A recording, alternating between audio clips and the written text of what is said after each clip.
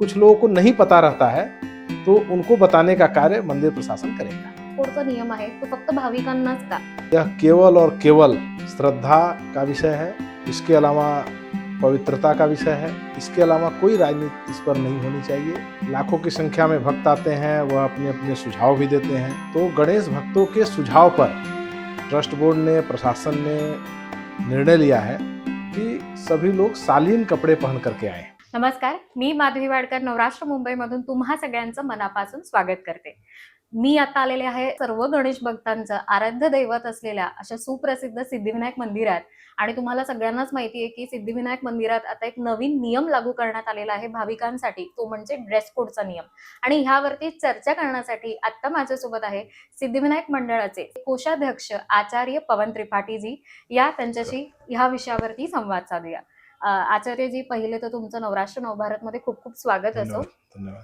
माझा पहिला प्रश्न हाच असेल सर की हा जो ड्रेस कोडचा हा जो नियम आहे, ह्या नियमाबद्दल मला ऐकायला आवडेल। आणि हा नियम आत्ताच जारी करावा किंवा आता हा नियम चालू करावा, अशी काय कंडिशन किंवा असं काय झालं होतं की तुम्ही हा निर्णय रुजू केला?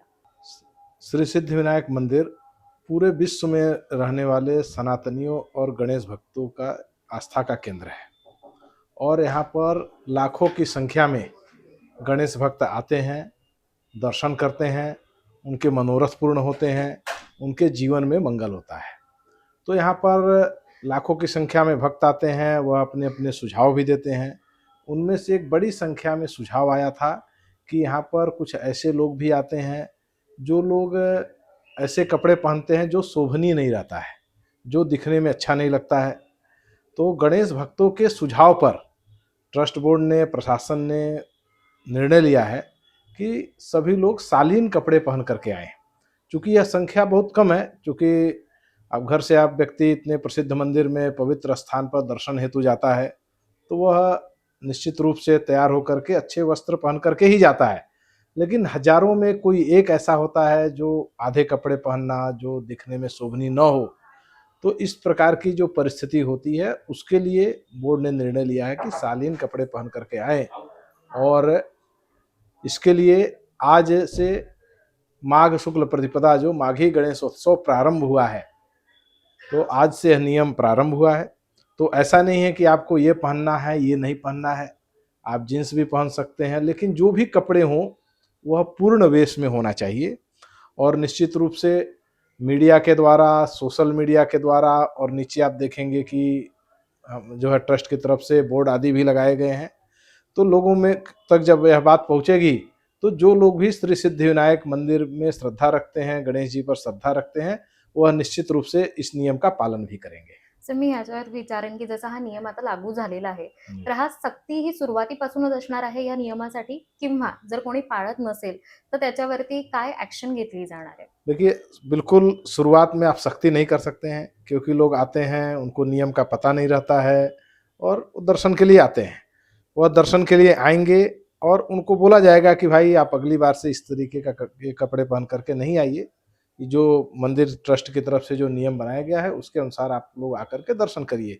और निश्चित रूप से जब उन लोगों की यहाँ पर श्रद्धा है, तो उस नियम का पालन भी करेंगे। भाविकांनी खरंच खूप सुंदर असा प्रतिसाद दिलेला आहे, सगळ्यांनी एक्सेप्ट केलेला आहे। आणि खूप भाविकांचं असं म्हणणं आहे की खरं तर सगळ्या म्हणजे सर्व मंदिरामध्ये हा नियम लागू करायला हवा आणि खूप आधीच हा नियम लागू करायला हवा होता। तर ह्याबद्दल तुमचं मत काय आहे? देखिए, निश्चित रूप से सभी जगह की एक आचार संहिता होती है।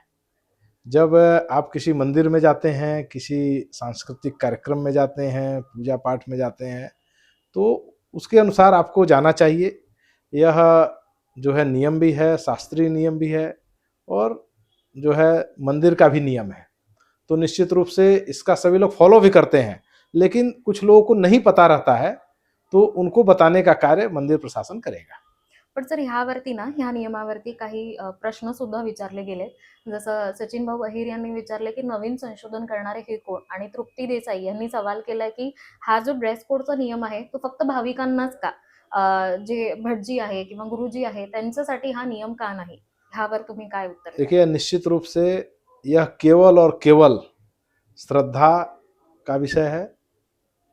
इसके अलावा पवित्रता का विषय है। इसके अलावा कोई राजनीति इस पर नहीं होनी चाहिए, क्योंकि जैसा कि आपने बतलाया कि गणेश भक्त भी इसको लेकर के उनके अंदर भी अच्छा प्रतिसाद मिल रहा है, उनके द्वारा अच्छा प्रतिसाद मिल रहा है। तो जो लोग इस तरीके की बात कर रहे हैं, तो उनके ऊपर टिप्पणी न करना ही अच्छा है। सर, तुम्ही कोषाध्यक्ष आहात. खरं तर सिद्धिविनायक मंदिरामध्ये आता वेगवेगळे बदल मी बघते. महाआरती असो किंवा प्लास्टिक मुक्त सिद्धिविनायक मंदिर हा सुद्धा ही एक नवीन कन्सेप्ट आहे. मला ह्याबद्दल काय सांगाल? देखिए, महाराष्ट्र के लोकप्रिय मुख्यमंत्री आदरणीय श्री देवेंद्र फडणवीस जी ने तय किया है कि प्लास्टिक मुक्त मुंबई शहर को बनाना है। तो उसके लिए जो सबसे प्रसिद्ध मंदिर है श्री सिद्धिविनायक मंदिर, वह मंदिर जो सभी के विघ्नों को दूर करता है। तो पर्यावरण के रास्ते में जो सबसे बड़ा विघ्न है वह प्लास्टिक है। तो प्लास्टिक मुक्त सिद्धिविनायक बनाने का संकल्प श्री सिद्धिविनायक ट्रस्ट ने लिया है। उसके तहत प्रतिदिन यहाँ पर 70,000 के करीब जो है यहाँ का लड्डू और नारियल बाड़ी, यह मिला करके 70,000 पैकेट पहले प्लास्टिक में जाता था, अब वह कागज़ के पैकेट में जाएगा। इसके अतिरिक्त भी यहाँ पर जो भी प्लास्टिक की वस्तुएं उपयोग होती हैं, चाहे वह यहाँ नीचे दुकानें हैं, उन लोगों से भी कहा गया है कि शीघ्र ही श्री सिद्धिविनायक ट्रस्ट को प्लास्टिक मुक्त श्री सिद्धिविनायक बनाएंगे। सर, खरं तर खूप चेंजेस आले आहेत. भाविक सुद्धा तुमच्या निर्णयाचं खूप कौतुक करतायत. तर आता मागे गणेश उत्सव आहे, तर काय कार्यक्रमाचं आयोजन करण्यात आलंय आणि पुढे सुद्धा सिद्धिविनायक या मंदिरासाठी काय तुम्ही एक स्ट्रक्चर किंवा काय प्लॅनिंग केलं आहे कुठल्या कार्यक्रमांचं?